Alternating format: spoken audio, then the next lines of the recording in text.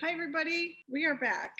It's been a great start to an interesting day today, and it's going to get even more interesting and even better. My name is Mindy Johnson.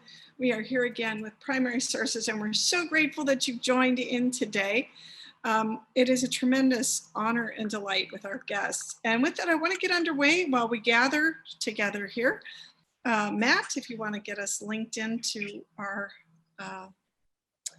opening segment here.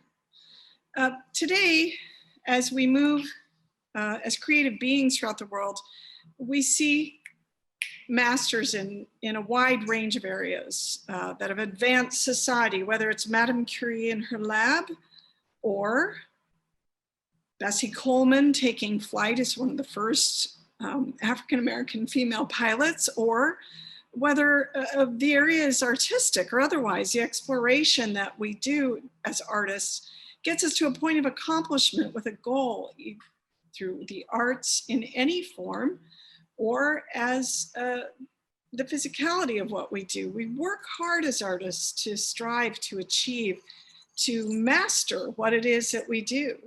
And this places us in a position as one whose work is at a definitive level as a master.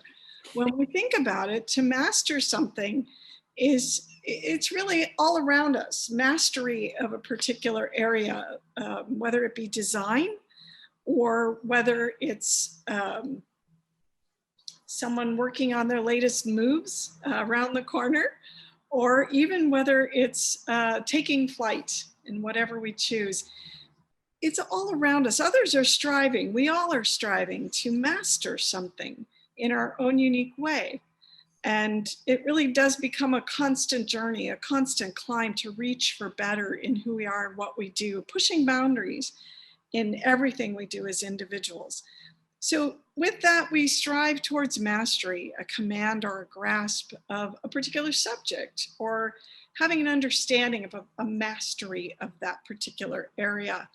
As artists, each drawing, project, painting, there's a constant goal to capture a subject through the mastery of skills and training. But when the handling of the necessary tools are mastered, then even wider mediums can be explored with what we do. And each possibility of achieving new levels in mastery gets us to our next painting, our next project, our next work. And we achieve a level of artistry that really takes on a new level of ability. It's been said the difference between the forgettable and the enduring is artistry. And today's guests have indeed developed that mastery within their artistry, from illustration to animation to concept art and beyond. These artists continue to advance the world of fine arts. And it's my great delight today to welcome BRYAN Mark Taylor, Greg MANCHESS, David Dibble, and Keith HUANG, modern masters of fine art today. So gentlemen, welcome. Thank you to our amazing Matt for getting us through that, but welcome. And we've got David. Thanks, Mindy. And Keith. Thank you. Brian. Hey. And Greg. Thanks so much for joining, you guys. There's such a wide range here of mastery just within this collective. I'm breathless with the level of artistry. Let's go around and get everyone introduced to each of you. I know you have some examples of your work. Brian, let's start with you. You are a painter, lecturer, entrepreneur, world traveler. You've developed technology to advance the world of fine art and beyond. You come at this from a wide background, but you've had your work shown everywhere. Why, and I'm going to pose this question to each of you, why the fine arts? Why in this digital age are you dabbling and lingering in oils and other mediums? That's a great question. Yeah, I think I've always loved the tactile process, even though we do live in a digital age and I really embrace technology. There is a certain part of me that loves things that are really old. I collect antiques as well as, paint them. But I think a big part of what I like to do is try and get, not have a piece of glass between me and what I'm trying to create. And those tools are really important and very critical for the creative process. And really it makes us all kind of like a cyborg where it enhances one's abilities, so it's extremely valuable. And I think, Dave in particular will talk about that, and I'm sure Greg will too, and Keith. But for me, there's something about kind of stepping back a little bit into the old world and finding something that's really beautiful and still relevant there in the, in the digital age. And so, well, let me, if you don't mind, I'll share my screen for a second here. Let's take a look at.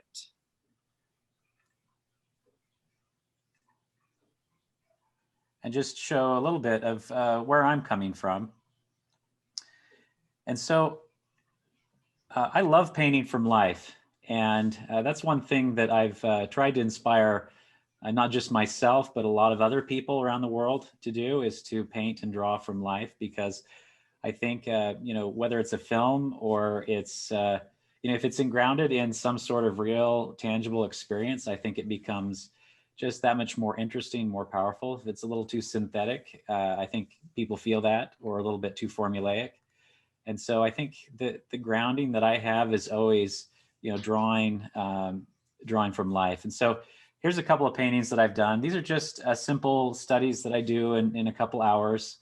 And this is one of the easels that I've developed too for this purpose of painting or drawing from life. And I sponsor this with, Strata is the company, and we do twice a year a 30-day painting challenge. A lot of the viewers here would probably recognize Inktober.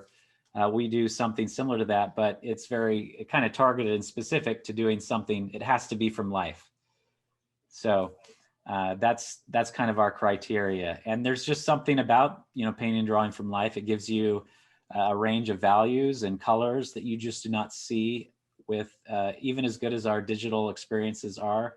If we have, the piece of glass between us and reality, it's not quite the same. So that's just a little bit of some of that experience. I also go outdoors. So here's a couple of pieces that I've done out on location. The one on the right-hand side, I don't know if it's flipped or what. So anyway, the market scene is with the fruit is in China. And the one on my left is from India. So I do a lot of traveling and kind of experience these places, and to really get saturated in it. It's all about the smells. And I go to China and it has a certain smell to it. There's all this stuff that's associated with what China looks like. And you can see I kind of tend to gravitate towards these places that are complex. They have a lot of layers and textures and lots of things going on. That's just something that I like, that kind of sensory sort of vibe to it. And and the other one, like with India, you have a totally different kind of flavor. But anyway, that's what I love to do is to draw inspiration from all of that. So then I take these kind of studies home and I do more finished, complicated paintings. And this one of India is something where I was really impressed with kind of the yellowy sort of nature. And obviously I've pushed it even further to kind of evoke a feeling to it. But I was just really struck by, especially in this particular town, which is Jodhpur, how yellow it was. I don't know if it's just having the turmeric powder being sprinkled everywhere or not, but anyway, so that's where I come from. Now, as far as doing any sort of kind of illustration or client work, I've done several book covers or things relating to for authors. I've the one with the kind of spaceship sort of thing is with Brandon Sanderson, and I've done a few projects for him relating to his novels, and then also obviously just other authors doing some cover work for them. Most of the work I do is just something that I create and then hopefully people like it. And so I live and die by just, putting things out there and hoping somebody is going to buy it. So that's 99% of what I do. But I do like doing some of these kind of selective projects where I do work with a client on something. So anyway, that in a nutshell, that's kind of what I do. Wonderful range and a terrific approach. I love the idea of the short studies where you are on location and then going back and re-examining that experience. Thank You you. can kind of see, even in these spaceships sort of thing, there's a lot of that busyness of that kind of street market scene that kind of enters into it. And so that's why I say, get the reality, start there, and then kind of work your way into that kind of fantastic realm. We skip that part. I think we missed something. Yeah. No, it's stunning work. Thank you. I want to move to David. Let's take a look at your work. You've been raised in Utah, but you've spent quite a bit of time in Los Angeles working in the world of animation with Blue Sky and other studios, and then returned back to Utah to explore fine art. You've got a few pieces to show. Let's dive into your work as well. Think we need to, there we go. I'm here. I'm all here. So thanks, Mindy. It's good to be with everybody. And if I can just quickly give shout out for Bryan, what he showed, he really is the real deal. And one of the things I love about Bryan is just how much of a Renaissance man he is. It shows through a little bit in what he showed, but he just has so many broad variety of interests. And he's a good example to me of staying curious about everything in life, whether it's about art or not. In many ways, he and I think Greg both are good examples of that art is an expression of your interest of the world. It's just a piece of who you are. So I love that about them both. So I'm going to show just a few things. And let me go full screen here. So I love a lot of different things. Like I say, I grew up on a farm. And so I'm going to show just kind of 3 different big categories of work, kind of gallery work, concept design, and then just some fun things that I like to do as well. So agricultural gallery work is what I spend a lot of time on. And I really, let me go back here. So these are big paintings, like 4 by 6 feet. And these are 4 by 4 foot. This other piece, big piece here is a 5 by 8 feet. And I really enjoy painting large, and I enjoy painting small as well, but a lot of the farm coming out. And so I think I got back into kind of painting the farm after my time in concept design. And Blue Sky Studios is on East Coast, is in New York. And so it was really fun to, but I lived in LA, worked on Catalina Island actually for a lot of summers at a Boy Scout camp. And so I love California too. And so I love the East Coast. It was great.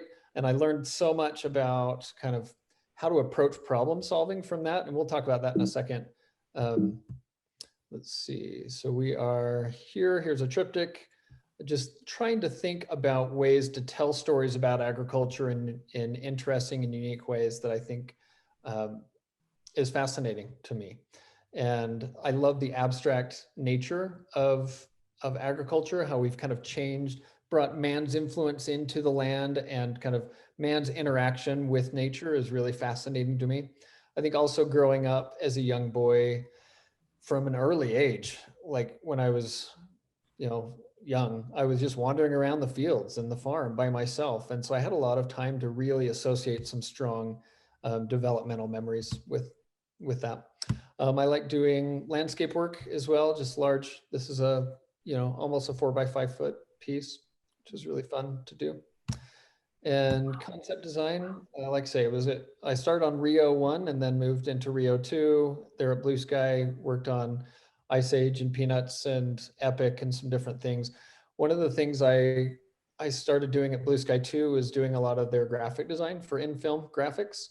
And so even some of the end credits and things for some of the films, I did that. So this is kind of an example of both the color keys that I would do for them, as well as some of the graphics that were in the film. Some color keys from the movie Epic. which was really fun.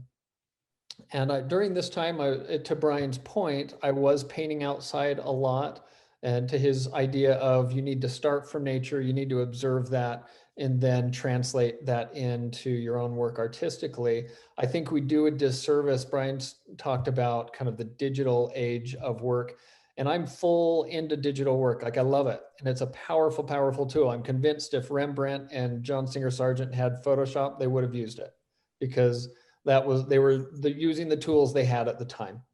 And so I love it. But there's also something really important to going from life as well yourself, and not just doing an interpretation based on what you've learned from someone else's interpretation of nature, if that makes sense. It's kind of like a photocopy of a photocopy. It's like you really need to go back to the source. And so here's some other just kind of concept stuff. I love thinking chronologically, maybe that's not the right word, but linearly about color and how to use color within a film. Like color scripting and things are really fascinating to me. We see it all the time in movies, and we don't realize we're being as manipulated by it as we are, but filmmakers are very conscious of it. And then I just love that. I think it's fantastic. And then I love posters, actually. Like travel posters are really fascinating to me. And so this is like my guilty pleasure of like dessert after I've done a big project. I'm like, oh, I get to do a poster. So I like doing that.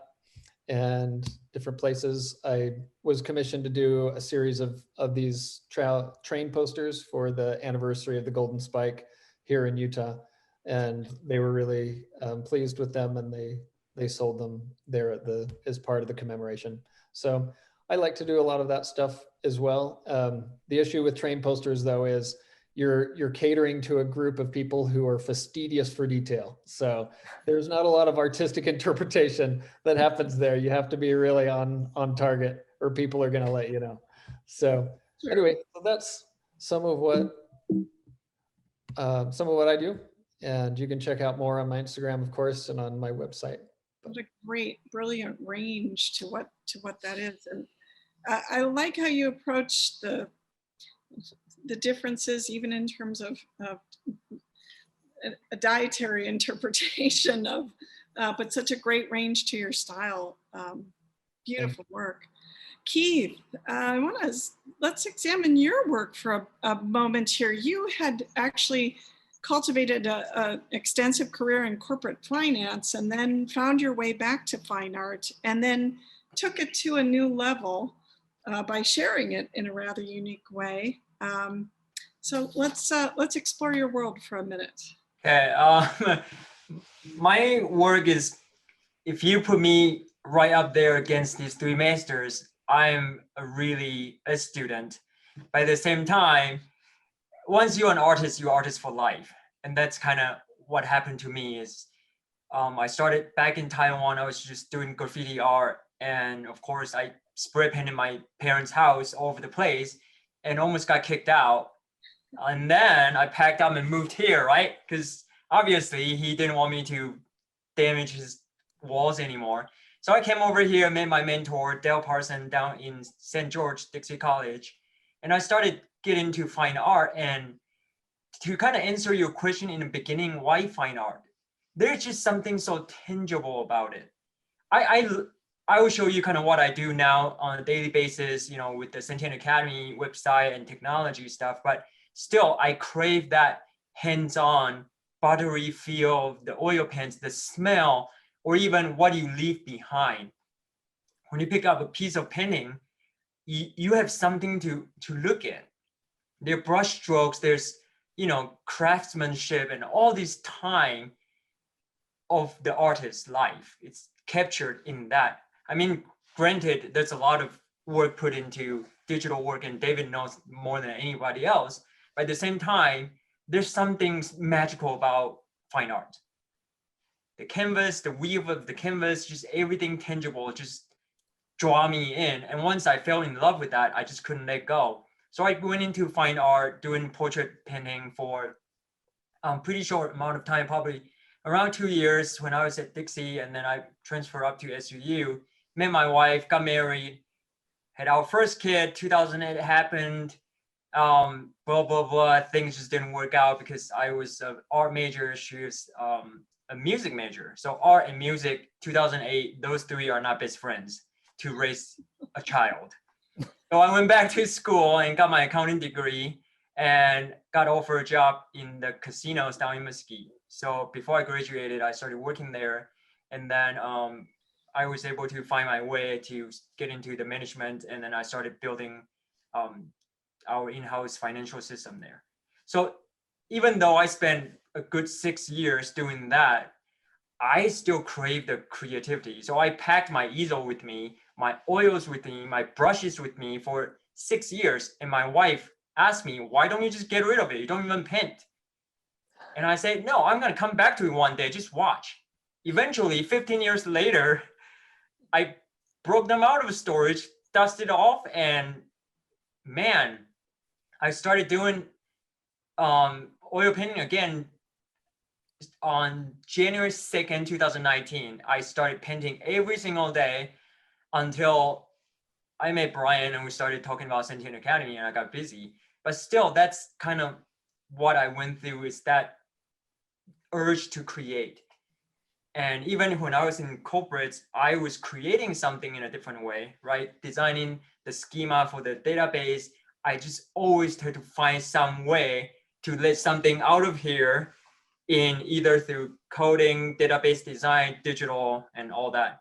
And of course, you know, throughout different stages in life, artists, you may find a stage where you do more traditional work, you do more digital work, you may go away to do more like invention stuff like Brian is doing, metal work, aluminum stuff to make the easel, industrial design almost.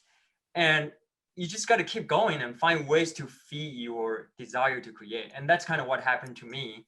So I don't know if you guys have any questions or. Talk a little bit about, let's, did you have something to share or something to show? Why don't you show us a little bit of the website, your canvas. So now that I am running Sentient Academy, instead of me spending time painting and creating, I'm trying to find ways to help more people to create. And that's what we've been doing here. Here's a whole bunch of courses. And of course, David Dibble has got this Photoshop course for traditional painters. And let's look at one of them. And this is kind of what I do now most of the time nowadays, is work with professional artists. I love this one. And then we capture the process of their mastery. And basically, we just stream it out to students all over the world. So instead of me struggling with my own creative journey, I am trying to find a way to say, okay, now if I'm in a place where I can help others, how can I help those 5, 10, 100, 200, 1,000, 200, now to 9,000 people all over the world to enjoy what I do?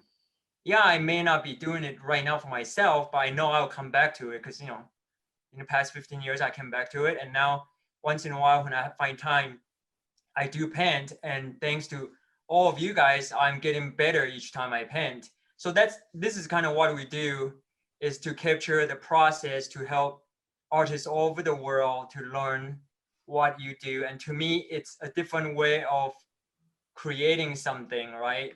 And of course, I will find my way to be a full-time painter again one of these days. But right now, I'm just happy to see there's so many students all over the world. They keep showing us their work and keep moving forward. To me, that is my canvas. That is my fine art, seeing other artists create. And that is extremely rewarding to me at this stage of my life. So that's kind of what I do right now.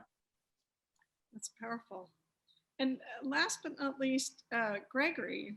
Greg, let's take a look. You are an award-winning painter. You worked as a freelance illustrator for over 40 years in various advertising campaigns, magazines, book covers.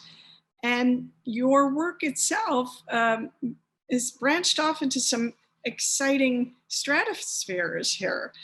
Share a little bit about your work. Nice, nice.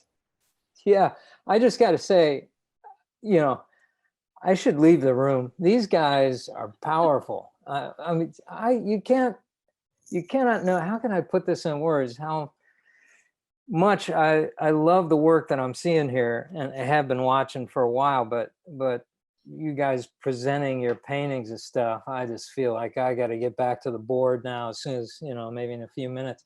There's so much work to be done.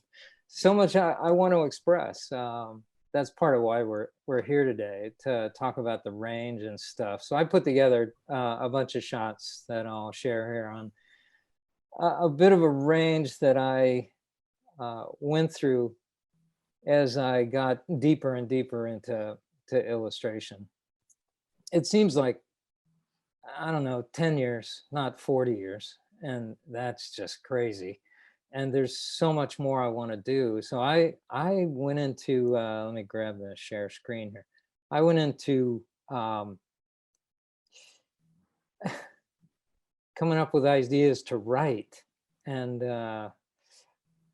that led to a book. But basically, let me just, I'll just pull these up. Also, everybody else had this wonderful, keynote. I will not make that mistake again. So next time, it'll be a nice black background and stuff. But this is a sample of the kind of painting that I've done for decades now. I was told early in the beginning when I started out that oil painting, you'll never be able to oil paint for the illustration business because you can't get it to dry and you can't ship it, and clients are going to hate it. And I really, like the other guys on the panel here, oil painting was just clawing at me on the inside. I had to do it. And back at that time, there were not a lot of folks that were in illustration using oil paint. There were a number, but I just had to press for that. Anyway, this took a number of years to get to this particular style, but just oil painterly, brushy kind of work. I've always loved that, just like David and Brian, and I suspect Keith does too. And this is for the U.S. Postal Service. I've done a range of book covers and magazines and billboards and advertising and film stuff, and yet those little stamps are just intriguing. You got to take a painting about this big and get it to work even smaller. But I had a compliment by a friend of mine that was a painter that walked into a post office, and she said, I could tell that was your stamp from across the room. And I thought, wow, that's getting it to read, because across the room makes it even tinier. But just an example of that kind of work that I did. And this is another stamp I did for the post office with a palette knife. And I'll get to that in a second. But I did the March on Washington stamp based on some old photographs from that time. When I was a kid, I was watching that live on TV.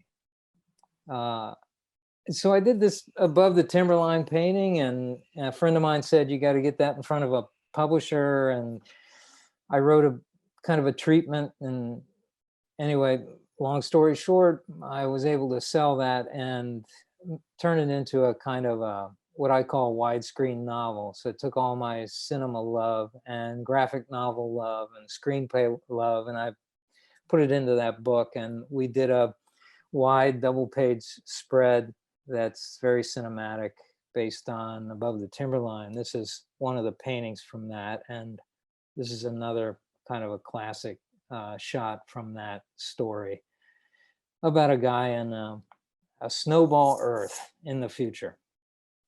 If no one's familiar with it, you can go to my website. I have a little write-up on it. But going from illustrator to author was tricky, but doable.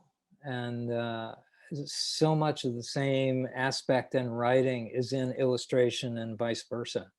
So I used that, what I'd known from illustration and building a painting, to go into more of a writing approach.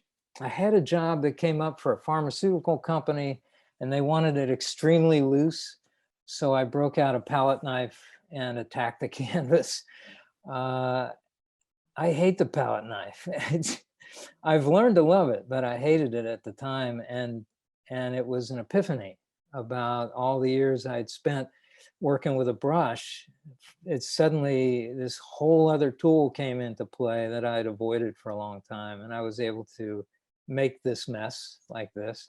And this mess opened me up for other stuff. And so after 30 some odd years in the business, I was off on another direction that I absolutely loved and fed into my love again of oil paint. So I started doing these helmet paintings. These are all little 5-inch square paintings to study this technique. And I just thought I'd show how much of that painting is about reproducing over and over and over again, just getting back to the paint and back to the paint. And it's important to produce, is what I've discovered through these many years. And this is a close-up so you can see more of how that paint looks on the surface. Combination between the palette knife and the brush. The Mandalorian helmet. And I'm teaching a whole class, a whole semester this coming spring at Smarter Art School based on portraiture as story. So I'm combining the illustrator with the writer in me. And this just is completely different, but I met an astronaut at a convention. And long story short, as I was talking to him, I was kidding him about coming along with him. You know, maybe you need an artist on the ship. You could just put a lawn chair in the back. I'll be fine. And he asked how good I was with a robotic arm. And I said, man, I got to handle a brush. That's just way more. It's way harder than handling a robotic arm. And we got to laughing, and I said, who's doing your mission patch? And he didn't know what to tell me. I said, can I try it? And so, in much longer story short, I got to do the mission patch for the Crew 1 Dragon capsule that went to the space station about 100 days ago. Nice. And I'm emailing astronauts now, and I'm working on the 3rd crew patch. I mean, I just finished the 3rd crew patch. The 2nd crew is going to be going up soon, and their patch is based on one of my designs. And this is totally different from oil paint. And David, I'm the same way. I am a fan of digital. You know, I don't think anybody knows, but I started out as a digital artist. I wanted to be a digital artist back in the 80s and got into computers and then realized how much I didn't know. And I just had to keep painting. My love of painting kept defeating all the learning curve for computers. But this was created in Procreate, and it's just another tool, you know, like David says. You know, and this is the Crew 2 patch that'll be coming out. Beautiful. And I think, oh, here's a shot. They put the patch up in the window of the space station. I thought I'd show you guys. That's just, I'm somewhere on that blue planet down there, you know. That's the design in the window. I also did a patch for tour.com, and they put that patch in the window as well. They brought it up to the space station with them. Nice. So it's just kind of crazy to think about what's going on. Another portrait in oil paint, and I think that's about it. Oh, and of course, you know, The Rocketeer. There's a classic. Anyway, that is what I am been doing. I mean, thank you all for sharing just such a brief overview of the incredibly rich range of what you do. I'm curious, for each of you, you talked about the wide range of your work. How challenging is it to then, or is it a reprieve to be able to sit down and focus and immerse yourself into one particular painting, and the rest of the world just melts away? Are you thinking story when you sit down to approach a painting? Brian, I know you mentioned you start with various studies. Let's talk a little bit about your process for each of you when you are approaching. Greg, you talked about doing different exercises to explore techniques and things. When are you ready for a particular painting, or when does something strike you, and how is that approached? Jump in. You know, it's, I wish it was a black and white answer. I think the other guys are probably thinking the same thing, but Yeah, it's going to vary, but I'm never ready and I'm always ready, you know. I mean, I'm ready to go, and then you hesitate, and the first thing to do for me is I just got to get those little thumbnails going, and then my head opens up. I go from there. How about the other guys? Yeah, I think studies are very, very critical in doing many of them. And, you know, I'll go on a trip and spend a lot of money doing it. And then I may come only with a couple ideas. You know, it just takes a lot of, because, you know, I think you generate, at least I generate a lot of small ideas, but you're waiting, or at least I'm waiting for the big idea, or the idea that's worthy of a bigger treatment. And it takes a lot of those kind of the smaller little things, and maybe you have to link up a couple of small ideas. You know, maybe you've got an idea for a foreground, you have an idea for a midground, and an idea for background. They're in 3 separate images, and then bringing those 3 together. You know, I rarely find something unless, you know, it's the postcard view, right? But that's pretty obvious, and it's been done a million times before. I think it needs some of that cross-pollination from a bunch of different places to kind of get to that one big idea. so there's, go ahead.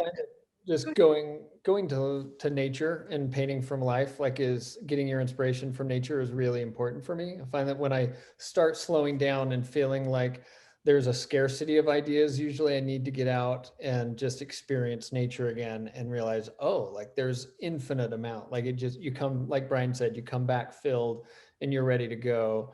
And I guess there was a question too about like how, what ideas, how do you know what to do, what idea, when? And I guess maybe it's the illustrator in me that's like, well, whoever's paying you, that is what Yes. idea you're excited about at that moment. Right. Deadlines are also key in that. But yeah. Oh, go ahead, David. I was just gonna say, but in a real way, like, it's important to have projects that you're working on, whether someone else is supplying those or whether you're supplying those for yourself, to have, say, okay, here's a series of things or here's a story that I want to tell. And that's what Greg was so great about his novel. He said, hey, nobody's asking me to do this graphic novel, but I'm passionate about it. So I'm going to set this creative kind of project in motion and set some parameters, and let's go explore it. Yeah, I was just going to mention that sometimes maybe late at night or whenever it strikes, when I'm starting to think and visualize, some of the ideas come so fast. If you've been building up to that, they come so fast. I don't have time to sketch. I'm writing lists, and I write a long list so I can remember what to get back to, because if I had to wait to draw them out, half of those ideas would just float away. So I have some of my students in Smart School, I encourage them to just start on an idea and just write it down, you know, that way. It's interesting, the discovery process each of you have with it. And is there a discovery process in the course of the actual painting or the actual work? You come into it with your preset ideas and you've gathered those, but then once you pick up the brush or the palette and palette knife and begin, is there still, talk a little bit about that level of discovery within the context of each piece that you're doing? Yeah, I think one thing, you just run into problems. As soon as you start making marks, you've created problems. I think that's a very maybe pessimistic way to say it, but in some ways it's a reality, right? As soon as you make a mark there, how does that mark going to relate to this side of the canvas, or, you know, and you've started to create some issues, and you have to problem solve. And so, you know, I look at that, you're trying to solve these problems. And I think an important thing about that too is having also a network of people that you can share things with, so that you can kind of crowdsource those problems. In my arena, I don't have that necessarily the group if you were, in an animation studio, which I think is such a powerful thing, but you need to create that. And so, I'll send something to friends and see what they think. And I think that's important to do that. Otherwise, you're not going to be able to see or catch things. Also, there's also the problems you don't know are problems, right? And those are the hardest ones to figure out. Give an example of some of those problems. Well, things where you just, just you don't see it. One thing I do is I tend to make things overly complicated, and I need, I'll send something to Dave, and he's more of a graphic guy, and so he just understands like how to simplify things. Utilize people that you understand you have some weaknesses, or you have things that can be, people look at things very differently and have a different kind of things that they like too. And so you can generate some new ideas based on, just bumping shoulders with people that may not see the world as you do. And to that point, some people, like just different people, approach problems differently, to where Bryan sometimes, especially with some of his sci-fi stuff, he loves to just, and correct me if I'm wrong here, Bryan, but he loves to be spontaneous and just let the piece evolve as he goes and not try and figure it out in the beginning, right? Part of the joy of that is both, I guess, emotionally and artistically, is allowing that journey to unfold as you go. And then even artistically, part of the beauty of the surface is the search, right? That you have something and then you scrape it off and then you do this and then you do that. So then it builds up a more complex surface over time. And I'm more of a chess match sometimes. And I don't know if it's my anxiety or what, but I want to plan stuff out, right? And so I love digital for the ability to then try 50 or 100 different versions and then get that set and feel like I've solved the problem, and then go to the canvas so that I can then perform after I've done the dress rehearsal of my digital piece. So there's not one right or wrong, but to Bryan's point, the second you start into a traditional painting, it becomes its own thing. And then I'll go back and forth with, like, take a picture of the painting after 2 days of painting, go back into Photoshop and paint over it and make a lot of adjustments. And then that becomes my new reference. So I'm back and forth between traditional and digital all the time to just work through ideas. Wow. That's I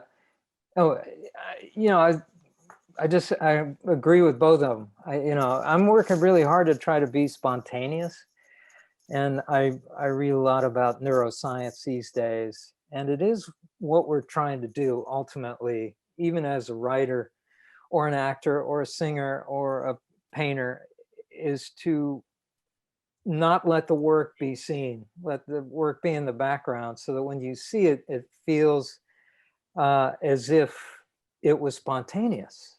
That's pleasurable to the brain, and we work so hard to get things to be spontaneous. I'm working in my career to be more impulsive on the canvas and stuff, but the ideas are more impulsive, and then like both David and Bryan, I start to plan after that, to put in the methodical steps to get to that piece that looks like it came from nowhere.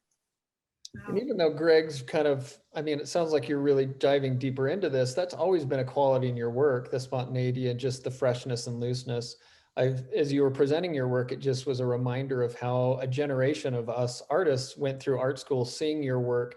And I think you were one of those class of artists or group of artists who have given permission for fine art and illustration and concept design to intermingle, right? We saw Cornwell and others back in the day, but as far as contemporary illustrators, I look and I think, even in concept design, now that I've been in the industry for a while in animation, I see a lot of that now being linked back to you of saying, oh, you can oil paint and still solve a problem beautifully.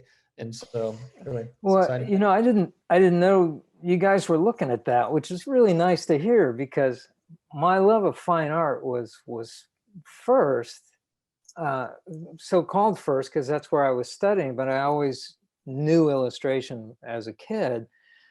And then I often wonder, why can't these come together? So that was how I was able to step into the marketplace on my own by saying, I'm gonna drag fine art into this kicking and screaming kind of thing. So cool. Yeah, one thing I think that's interesting just about in general with illustration oftentimes, and I get this a lot because I'm pushing much more into the loose, soft edge sort of thing, where generally if you want an image to read really well, you're gonna make the edges tighter and more crisp. And so, Right.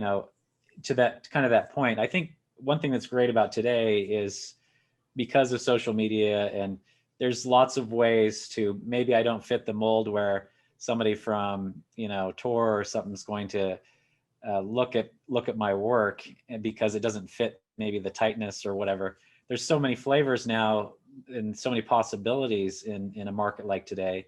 I think that's very cool that often will people, I think, would choose something like I'm doing just because it's different, if for nothing else. It presents something that's some variety. And so I just love the fact that Greg, I mean, you're kind of a pioneer in doing that, like pushing in some of these more painterly things, using oil, right? And in a way that usually it's not something that necessarily when you think of illustration is tighter edged and it's going to be an acrylic or some sort of type of matte medium. And so anyway, I think that's kind of exciting and interesting about what we're experiencing today is, there's blends of realism and abstraction and stuff like that as people are experimenting. And I think I find that really, really interesting. What's fascinating to me is we're still a very small community in the world, artists, I think, and especially illustrators, maybe even smaller, but it's incredible how many people are creating and painting today than ever before. When it was said that the computer was going to kill painting, deader than a doornail, and it's just opened up. I mean, I run into people all the time that adore oil painting and painting of any kind, really, and they're able to dive into it now with the computer and build communities of people doing it. And that speaks to, Keith, your efforts. What kinds of things within your community that you're cultivating, Keith, are your constituents? What do they understand? What kind of challenges do they have? Where do they see their artistry going? Is it a self interest? Is it a reach towards a new career choice? What kinds of things are you seeing within the community? So right now, I would say a lot of them, they have prior training. And of course, due to the pandemic, it kind of put a cap on what you are able to do.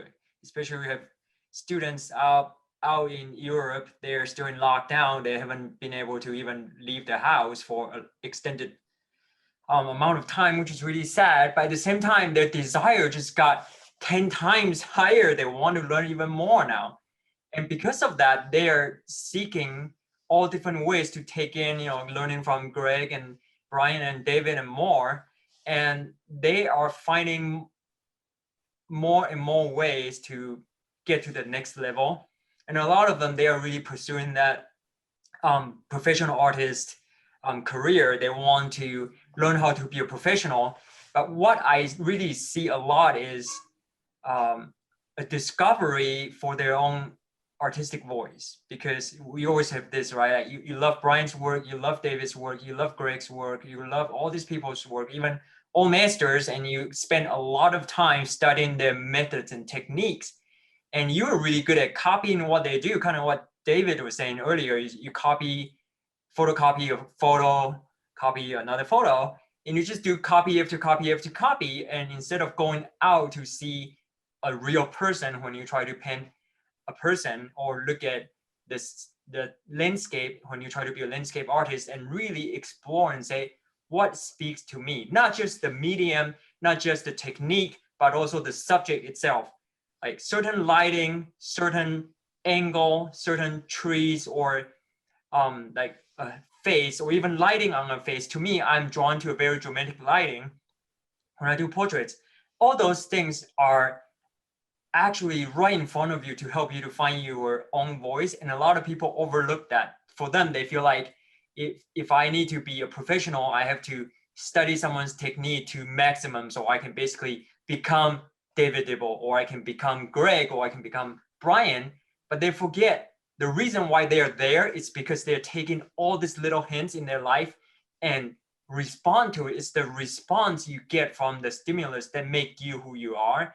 And I just like to put it out there, don't just focus on the technique, but also, study from life, experience your life to the maximum. And it doesn't mean that if you don't paint, you need to be anxious about your future. It just means you need to have a life. If you have a life, you will find your voice, and through your artistic techniques, that is your tool. The techniques are your tool. The oil is your tool. The digital, Photoshop, all of those are tools. They don't dictate what you say. You dictate what you say. So if you're starting to look in your life, even with pandemic, I've seen a lot of artists out there, they took pandemic as an opportunity to express their frustration or their true feelings about what they're going through. And you can do it through pencil, you can do it through digital, you can make a film. However you want to do it, you're starting to tell people what you're going through. And that is what art is all about, right? Like, we're here trying to tell a story. These three are great storytellers. I think one thing, I think that's a great point. And, just to mention something that Dave does, he grew up on a farm, and the farm's still functioning. I've had the privilege of actually going to see it. And Wow. he's got a beautiful barn in the backyard. Well, it's his family's farm. He's not farming currently, but I think he goes on weekends, right? And just kind of going. But, to case in point, that's why he brings so much to the, to the table, and so much thoughtfulness to it. And you'll see it, when he makes a post on Instagram and stuff, he'll share, some insights that are really interesting about farm life, how it's changing and things like that. And so, he's living his life, or he's just sharing his life, in paint. And I think when you have those kind of sincere sort of elements to your art, it becomes, it's a very deep well, first of all, to draw from. And you also resonate with a lot of people that may have those kind of, experiences,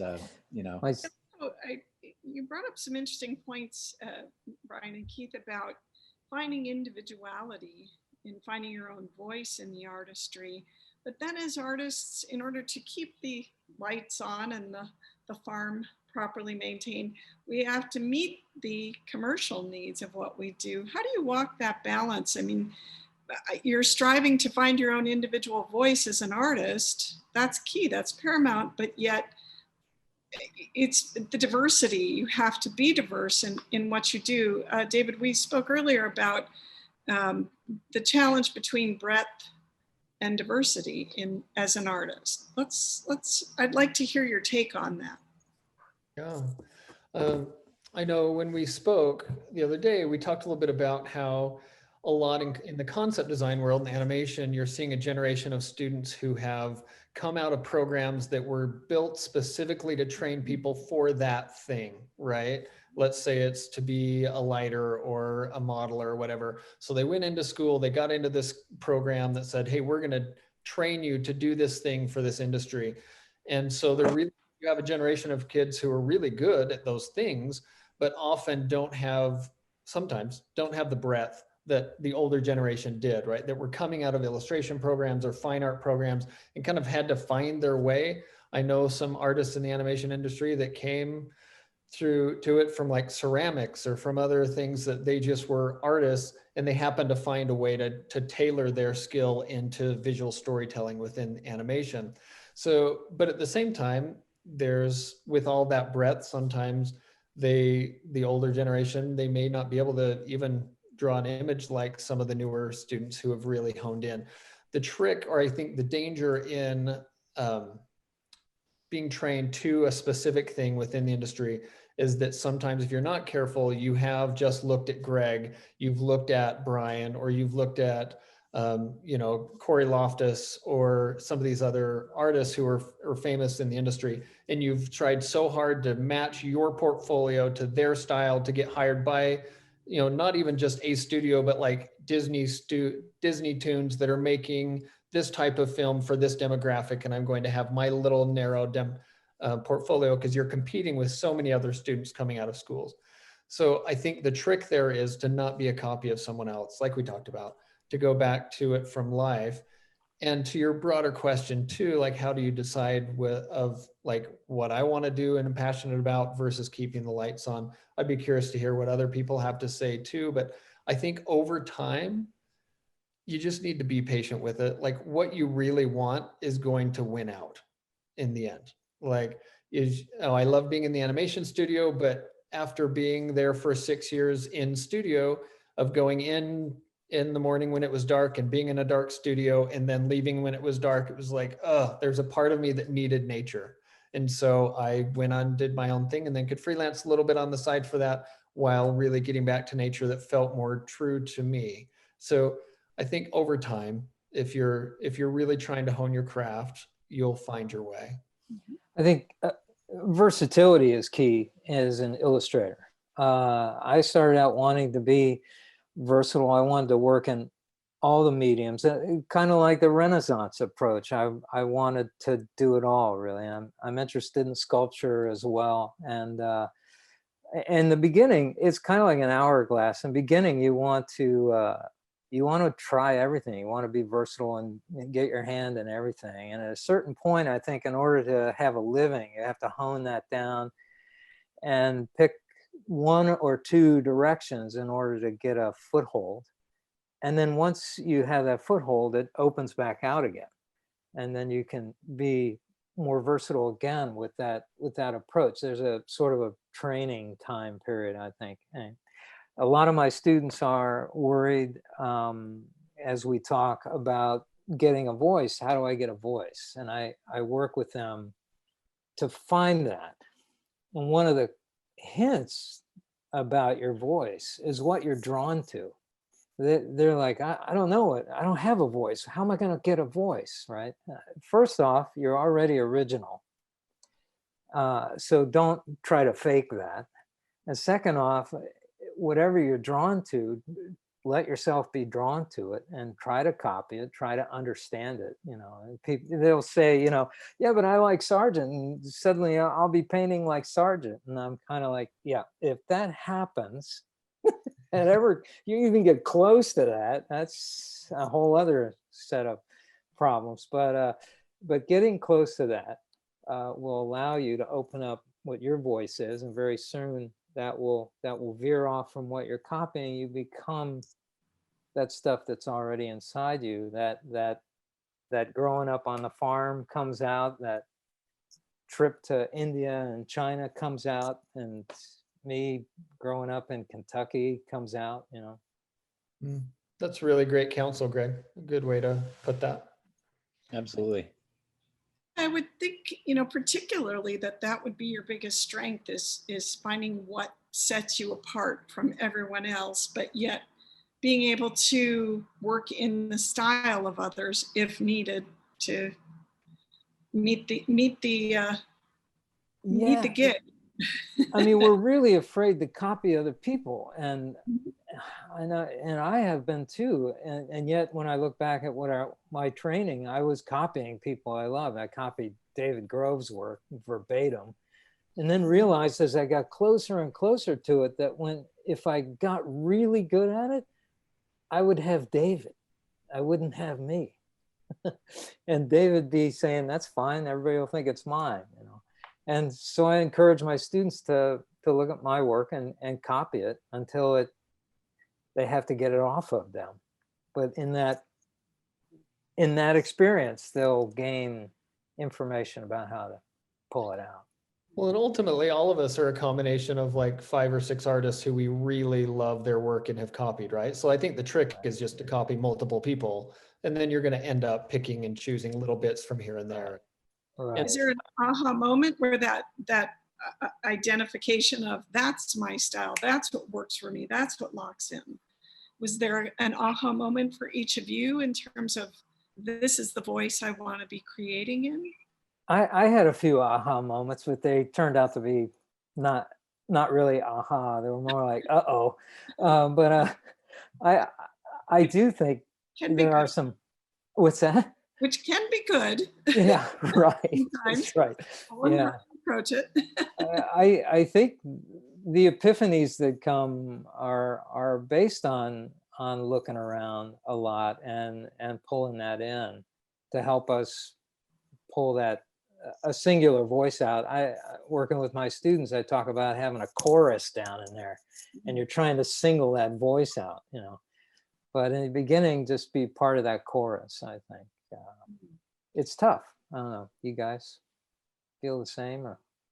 Yeah, Brian, I think there's something about momentum. I think that's a factor, and momentum is often created by, you know, what's actually producing. If you're going professional, if you have income coming from one of the several threads that you might be working on, I can see. I mean, naturally, you're just gravity to some degree will just pull you into that direction, and so you can see in a lot of young artists' careers, lives, or ones that we've seen from the past, they've tried a lot of things. They're very experimental at the beginning of their life or artistic life. And then they kind of find something, stumble on something that actually seems to transcend some of the other things they're working on and start pulling them in a particular direction. And so I think that's, you know, it's generally good business too, right? Is, you know, when you start a business, you maybe have an idea of what you're trying to fulfill and that's missing in people's lives, but you may have to pivot a little bit, you know, call it pivoting, right? Artists tend to do a little bit of the same thing. For example, in the fine art arena, you see some people get sucked into the Western art genre, right? Mm-hmm. And there's you know, a lot of money there. It's often oil money or people that raise cattle and things like that. And you know, you'll see people try all kinds of things, and all of a sudden they paint a cowboy, and then they find that all of a sudden it kind of sucks them in that direction. And you know, that's great for some artists if they really enjoy that. Now, if I got sucked into the Western art genre, you know, I think that's interesting. I love watching a good Western, but I don't think I'd be totally happy, you know, painting cowboys and Indians. It's just, you know, it's not totally my thing. I'm more of a Star Wars kid. I found a way around that by painting Louis L'Amour covers, which are Westerns, but nobody in the Western field knows about it. So there you go. Well, you know, and again, you found it doesn't matter to some degree, you know, some with artists too, it doesn't matter the subject. Like you, Greg, you can treat a bunch of different things, but you're still you.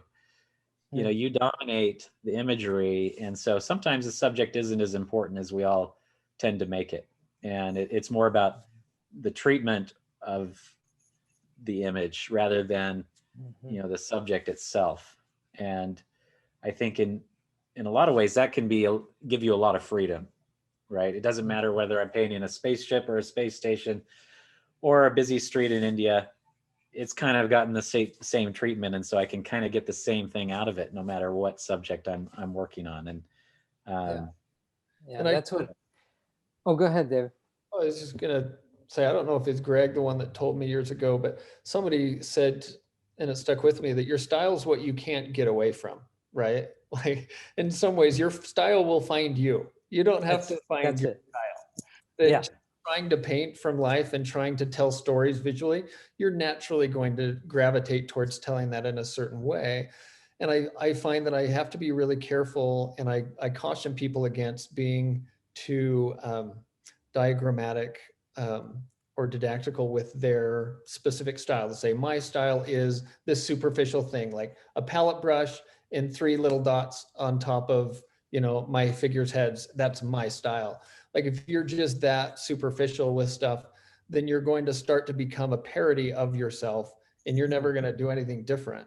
So I think you have to look at it, say, I want to tell certain stories, and I see light in the world in a certain way, and that's really my style. And then how I treat it, whether it's with a palette knife or a house paint roller or a collage, like, it's largely going to feel the same because of how I see the world.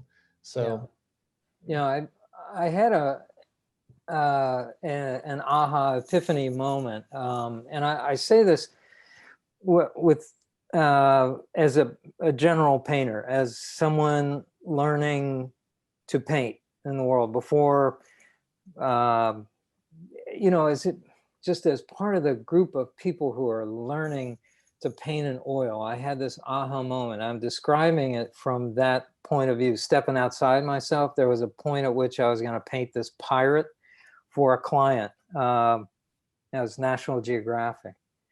And I remember just before I started with the paint, the very first stroke, I stepped back and I looked at the canvas, and I took that comical goofball movie deep breath and put my arms out like this and breathed in this understanding that I knew exactly what I was doing. It was the oddest thing. I knew where I was going to go. There was no question. All these years before had been a question until that painting, and I went, I know exactly what I'm going to do. And then I dove into this thing, and it came out the way I wanted. And the reason I bring that up is that there will be points along the way like that of learning where you completely understand where you're going. It might not be forever, and it might not say this is what you do. As a matter of fact, I tell my students, you don't want to get a technique and milk it the rest of your career. You want to be an artist that is developing and growing forward constantly. Does that make sense to you guys? Mm-hmm. Yeah, I think there's always a part that you want to have your R&D part of yourself, right? Yeah. Is you kind of have your main thing that you do. I don't suggest Dave start painting spaceships right now. It might be a little off, even if he lights them and does all the same things he loves to do with it. But at the same time, maybe on a weekend, I could convince him to do it just for fun. No, you have those little moments of, you always want to have that kind of wild, crazy experimentation kind of side, as well as, you have to also put your big boy pants on and go to work and, be a professional too. Right. But always have that percentage of your time, whether maybe it's Fridays, fun Fridays. I don't know how Wacky Wednesday, whatever you do to make sure you're feeding some new flavors in, because nobody wants to eat oatmeal every day of their life. I know I went to the studio. I love oatmeal. Yeah, but you gotta put different ingredients in every once in a while. Right. You can't have the same stuff. I went to the studio of a well-known artist a few years ago, and he was known for a really tight, kind of intricate, delicate style. And in his studio, he had just huge paintings of just really wild texture and crazy stuff going on. And it was beautiful, and we loved it. And we said, well, why aren't you putting this stuff out there? And he said, well, my audience would never accept that. He said, I would like to put that out right now, but it's going to be 10 years before I can convince them slowly to accept that. And so and you saw it like a little bit at a time over the next few years. I started to see those things creep in to where then in 10 years, he was there where he wanted to be with more kind of big textural stuff. I know some artists who even have like 2 websites where they'll have like one style on one site and one style on another, but however you do it, to Brian's point, I agree. You need to be challenging yourself. Otherwise it's no fun. That's intriguing, because Neil Gaiman has said that he had the idea for the Graveyard book that he wrote. I don't know if you're familiar with that, but wonderful tale. He had that idea in his early 20s, and he knew right away he couldn't write it. And it had to take him years of understanding writing before he felt confident to get to that. And there's a lot to that stretch, I think, across an artist who's learning to understand their career. that sometimes they're ready, sometimes they're not, and you take the long view of it in order to begin to have a voice and talk about things. Yeah, and sometimes you want to get a bit deeper, digging deeper to be more analytical, to really ask yourself this: what is the motivation for your voice? Because a lot of students, when they talk about, I can't find my voice, what they're really asking is, I can get a job. But if you let getting a job become the motivation of your voice discovery, you are going to have a really tough time, because you are really just pleasing what job offer that's out there. You're not finding your voice. You're just trying to fit that pigeonhole, like David is saying. You just want to be trained to light that rock exactly the way they want it, then they will hire you. But that rock, the way it's lit, is not your voice. So you need to think deeper and say, why am I finding my voice? Am I finding my voice because this is just who I am? I just can't get away from it. I have a bounce in my steps. We all have these tools. I choose to grab this big knife first and chop it, instead of someone will have a surgeon knife and slice it. The way I approach my tools, the way I hold my brushes, all those things to find your higher self in a way. If that is your true motivation, your voice will come through, because you're doing a deeper discovery of your soul, of your personality, of your way of living, and all those questions. It's what draws your voice out, not getting blurred. And there's nothing wrong with it, because we all have bills to pay, right? We all have that pressure. But at the same time, just don't let that become the motivation for your voice. Great insights, gentlemen. I want to open it up to questions. I see we have a number of them, because I know I want this incredible brain trust to be able to share their insight. Do we have any questions? It looks like there's 7 questions that I can see. One person asked here in the first question, explain the analogy of the piece of glass between you and the unknown thing. So the reason why I mentioned that is that, some iPad, there's actually a sheet of plastic, right, that has a little texture on it, so you feel like you're actually drawing on the surface. So why would they create something like that? Well, the main reason is there's something, I guess, about this tactile quality. Same thing with, your Kindle, or reading like a book, a physical book, that is, there's something about that experience that does something for people. And that was that was all I was saying about that piece of glass between me and what I'm seeing. It's very different to walk down a street than it is to sit in a car and drive down the street with the windows up. Even just that little piece of glass cuts the noise down, the smells, the textures. And so that was just my point with that. I think the next question was, what has painting oil taught you that you didn't know before, that you'd wish you'd known before? I think that maybe, Greg, you want to take that one? Oh, man. The painting becomes a part of your life, and your life becomes a part of the painting. I think there's, the simplest way to answer that, I think, is that I can take more reasonable risks in my life and relationships because of the risks I was taking with the paint.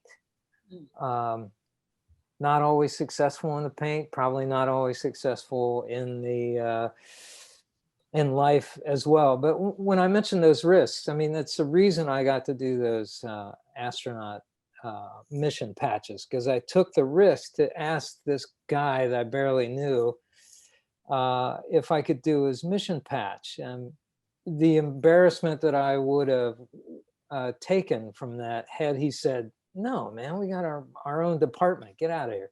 I was willing to let that go and enjoy the silliness of it in order to take the risk, and then eventually got that job. And that has happened so many different times in my career, for talking my way into jobs and talking my way into specific projects, or having something, a light on my desk, and not and being sharp enough to not let it go away.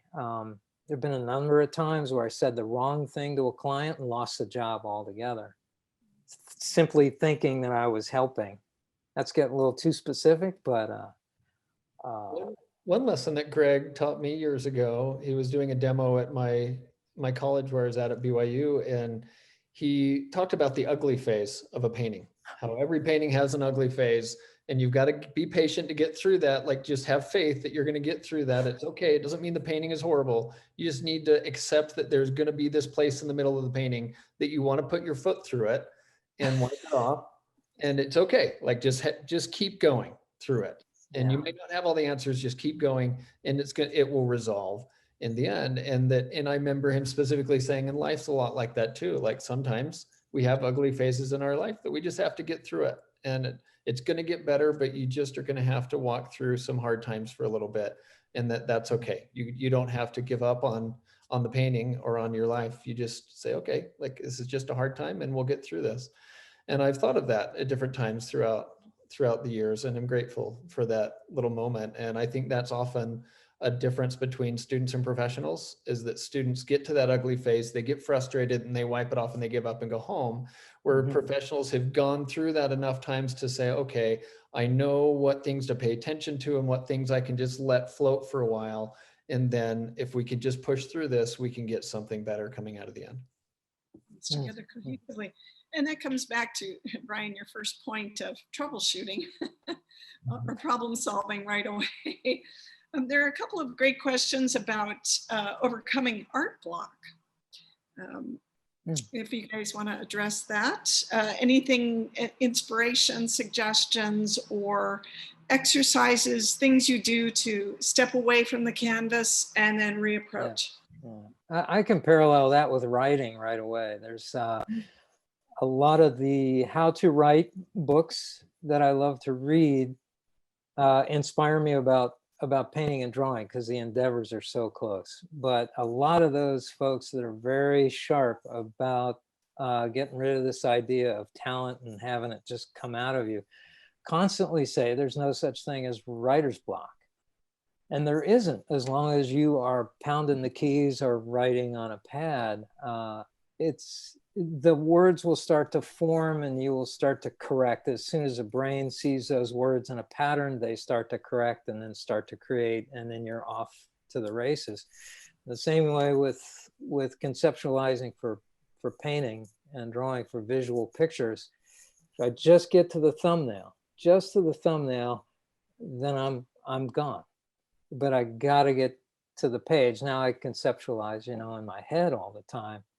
But that can be endless, and I know students struggle with that. That's what I probably wish I'd have known early on. Hey, dummy, if somebody tapped me on the head and said, just get to the paper, stupid, would have been great. I wouldn't have procrastinated so long. That does fall into the, if I was told that earlier, or what I know now.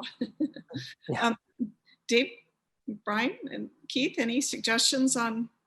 One thing I think I talked to Dave a couple weekends ago about was the idea, we have tons of reference. I'm sure Greg has like 300,000 images or more. And, Dave and I, at least, and maybe in the 100,000, I don't know. But the thing is, you have a ton of images, right? But that doesn't necessarily make you inspired.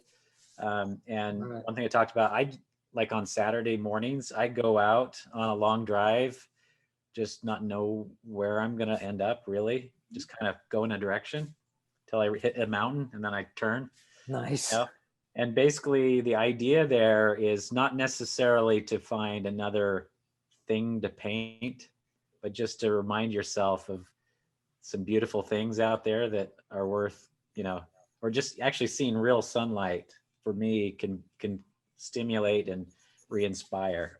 So again, it's like, go out and live your life. Don't try and find it maybe in your basement. You need to get out and get away from that, interact with some people, or to find that. A lot of times we think, we got to find it inside ourselves, right? Yeah. I don't know if I totally agree with that. I think it's usually out there interacting with other people or things or animals or nature or whatever it is that we kind of find that. It's through that interaction and the way that what that does to us that kind of creates that spark. At least that's how it is for me. No, there's a lot of research on that now, that travel is basically magical for the creative process, the re-stimulation of your environment. I guess they've done studies on this too. Learning a new language or studying another culture is another way of re-stimulating that creative person inside. Well, and Yeah, like often me too, moving here, right? what's that? Completely.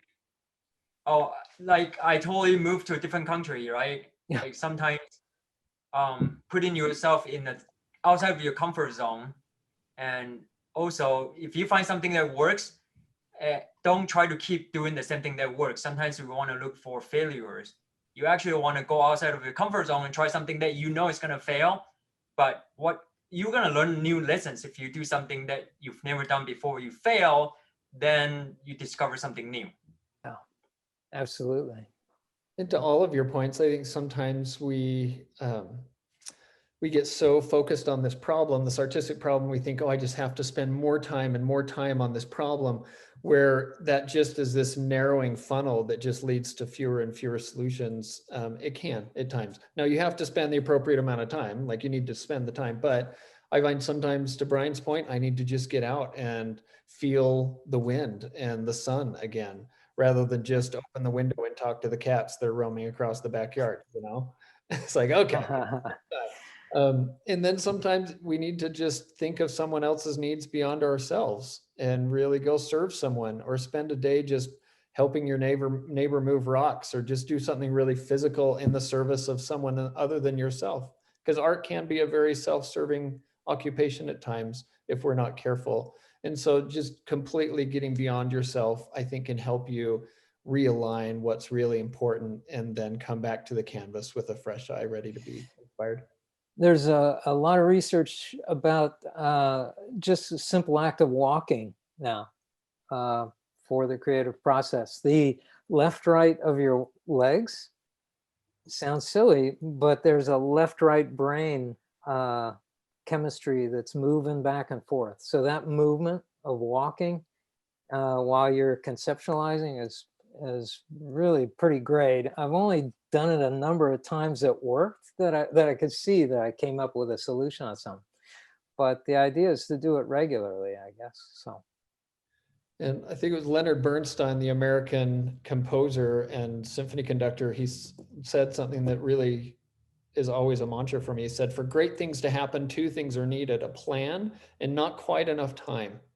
So often as non-creative or as creative people, we think, if I just had more time, I could really write my magnum opus, or I could, do that painting I'm thinking of. And more time isn't always the answer. Like sometimes those constraints are what help us to be creative. Like find consistency is more important than complete freedom of time. Absolutely. Great points. When do you know something is complete or as you need? Certainly deadlines help, but in your own work, when you step back and say, there it is, I'm done. I've solved all problems. It is as I see it should be. And are there projects that you wish you could go back, or that you do go back to and rediscover later on? I was going to jump in real quick because I'm writing a post and finishing today that's going up on muddycolors.com tomorrow about that very thing for new painters. The question being, how do I know when I'm finished? So there'll be some of this on there tomorrow. But, to me, I'll just answer real quick. No painting is finished and every painting is finished. I mean, it's finished when you say you're gonna stop, or when you've gone to the point you can say I'm done. It doesn't finish itself. It doesn't scream, don't touch me anymore. It's because you can keep touching it and reworking and reworking and reworking. It just, at a certain point, I know there's that comment about abandoning a picture. That's not quite it. I mean, it's just a point at which you call it finished. Other people have said, well, it's finished when you can't add anything more. And I'm like, no, because sometimes you have to take stuff out for it to be finished, you know. Anyway, what about you guys? I think one thing, at least that I find, is that a lot of times I'll spend time working on the micro errors or micro problems in the work. And I realize it doesn't really matter a whole lot. When you look at your work from the past, or at least when I do, those little micro things don't matter, but it's the macro stuff, the big stuff. If it's not working on that kind of big idea, big space level, I think those are the things that if you only have so much time, solve those big things, and don't worry so much about the little stuff. If you have time to work on that little stuff, then do it. But very often it's kind of the big thing that you want to just make sure and take care of as best you can. And sometimes that means just saying, well, this one's done for now, and now let me just solve it on the next painting, right? Yeah. Because we can't work on the same piece over and over for years, rather than say, okay, I've learned what I needed to learn. Let's just allow that to be what it is. And then whatever I'm freaking out about, let me just take that knowledge and let's apply it in the next painting, right? Yeah. And basically it's whenever Brian comes over and tells me that it's done, then it's done. But honestly, I find that when I come into the studio, I'll have a gut reaction to a piece. And when I'm embarrassed to look at it, or like I'm walking around the studio and I don't want to look at the canvas because I'm in the morning, usually that means I'm not done yet. When I can walk in and the first thing I look at it and it feels right without me cringing, usually it's done. That's Are you cool. juggling a lot of works in progress? I do often have a few things going, yeah, but usually one main thing on the canvas. And then to Greg's point too, often I find that there comes a point where I'm not making it better, I'm just making it different. And if I find that most of my changes are just making it different, not better, then it's like, okay, it's probably done. Yeah, it's easy to go sideways on a piece instead of forward. See, you guys are simplifying it. You said it better than me. That's perfect, you know. I gotta say, it's really great to hang out with all these folks, because I'm like, I knew that, you know, I knew that a long time ago, and I didn't follow it for the longest years. You know, working and talking with other painters is something else I think a lot of the budding artists would need to know. That this whole sharing thing that's been going on the past 20 years is fascinating to me. Because as a species, we're going forward from the cave paintings, right? Oil paint's only about 600 or 700 years old. That's not very old. We get far enough out from that, say about the orbit of Mars, looking back at the Earth, you know, conceptual art becomes a blip on the radar screen of painting, in a sense, you know? Even nowadays, you use AI to paint a picture, right? But behind that, yeah, you get an image, but behind the image is a machine that nobody's going to remember. That machine has no name, no life, no heart. And if you say, how are you? The machine might not be able to tell you how they really feel. So is that really what we want to take our whole human race towards in the future? Or do you want to look at David's picture and then say, hey, I remember that machine, it's called John Deere. That's like 100 years ago. People actually use that to plow the ground, right? There's story in the actual artwork, and we're all part of that. Like, we're building not just our history, but human history going forward. That voice and story is so important. You're right, Keith. Yeah. I mean, that's amazing. You guys have heard that term of, you know, you put enough monkeys at typewriters and eventually they'll crank out just randomly a page from Moby Dick or something like that. Have you heard this? Yeah. The first thing I thought of when bits and bytes came into our world, I thought, wait a minute. You assign a value to each one of those bits and stuff, and pretty soon you've got the Mona Lisa. Pretty soon you've got a painting I did last week, you know. So all I'm trying to do is get in a few of those you know, bits and bytes that identify something to my voice. And that's your DNA, right? Like if you think about a human, it's nothing but X and Y chromosomes, and like everything's coming from a simple coding. By the same time, it's how our brain reacts to stimulation. We have our own choice of the pattern to present, either the way we look, the way we produce. There's a specific pattern, and that is your identity. Mm, Like, mm. whether you're a painter, writer, or even programmer, like nowadays they teach kids to code. Don't get me wrong, I code stuff, I am in tech, but at the same time, I see it in a way that is deeper to say, hey, if you just want to learn how to code, you're a really well-trained monkey.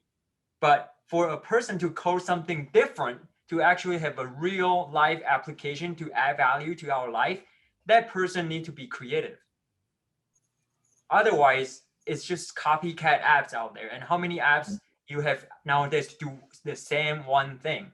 We don't need another one of those, but we need another 500 of different paintings of the same apple, right? For all our technological advancements, we need the arts more so now than ever before, I think, and getting it properly, recognizing that these wonderful technological advancements are tools, but we need to cultivate now how we utilize these tools. And for that, we are grateful that you are each here doing what you do. I'm going to wrap this out because we're coming up at the end of our amazing short time frame here together, because this is such a wonderful, rich group. And to your point, Greg, about the importance of community in the arts, what are each of you working on now, and what do you see ahead for your artistry? Want me to go first? Yeah, absolutely. Okay. I'm doing another widescreen novel.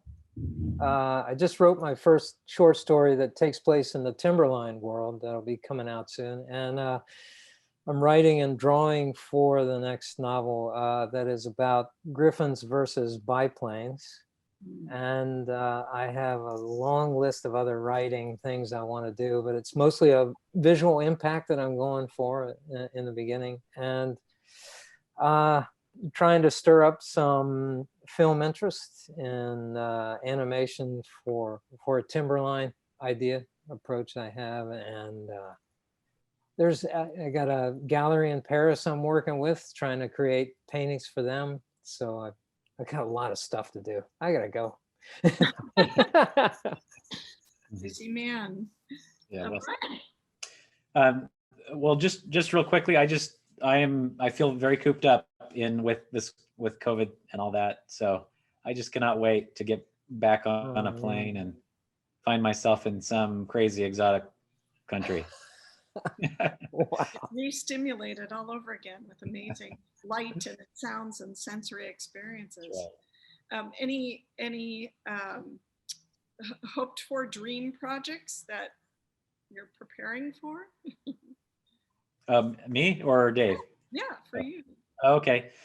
Right now, I'm just enjoying some creative freedom, and I want to keep that. So I'm trying to be just kind of open. I kind of like to have this kind of what's around the river bend sort of feeling, and so it's really open ended. I know, but that's kind of who I am. So plans scare me. I'd rather just jump out of the airplane. That's the right plan. Then you know that's the right plan. Yeah. David, what's ahead for you? Well, awesome. I love that Brian sees around the bend, like he hears the rush of water and sees like the lost Mayan city of gold. And I just envision a drop off of a waterfall in depth. And so I have to make a few more plans, but that's one of the reasons I love traveling with Brian, is because he brings the excitement to things whenever I get a chance to tag along for little things. So right now I'm just finishing up a whole series of hay bales, actually. You can't really see back there, but look on Instagram, you'll see them. I've been really fascinated just with the idea of controlling all the composition, taking a normal object and saying, what is it, how does light change that? I mean, Monet obviously, and so many others have done the same idea. I'm not original there, but I've really been enjoying that a lot. And to Brian's point, I just finished teaching full-time at a university, and I'm now freelancing full-time and painting full-time. So I say to his point, just because I've been coming to become more familiar with the unknown and the joy of that. And so I really enjoyed that, and I'm excited to find new ways of seeing the world. Great. Keith, what's on the horizon for you? What's on the horizon? Okay, so we are getting ready to do our official launch. So even though we've been getting a lot of students in the past year and a half, that's kind of like a beta testing part, and we're bringing on a whole lot more new artists with new courses. And of course, David has got something amazing coming in the future too. So we're trying to get everything ready and then just provide people more ways to stay creative and stay productive. Yeah, and hopefully, you know, the way we look at it is, with or without pandemic, we just gotta keep pushing forward, and we're gonna help people to find any resources to get there. So there's no limitation or excuses or even just this cooped up feeling we have right now. We got to look past that. Like, it's been a year, let's just move on. Let's keep going forward, right? Well, and you're providing such a terrific forum, as we hope we are here at CTN, by building community and expanding on the resources that are available to artists for you to be able to continue to do the brilliant work that you do. So thank you for this wonderful opportunity to get gathered in this unusual forum and to share your brilliance and knowledge and insights. I know I've gained so much. I hope our listeners have as well. And we'll see you next time on Primary Sources. Thanks to our amazing CTN team, and looking forward. Please check out these individual artist sites. We also have a robust list of references, suggested materials, bio content, websites for each of these gentlemen there on the CTN site. So thank you again.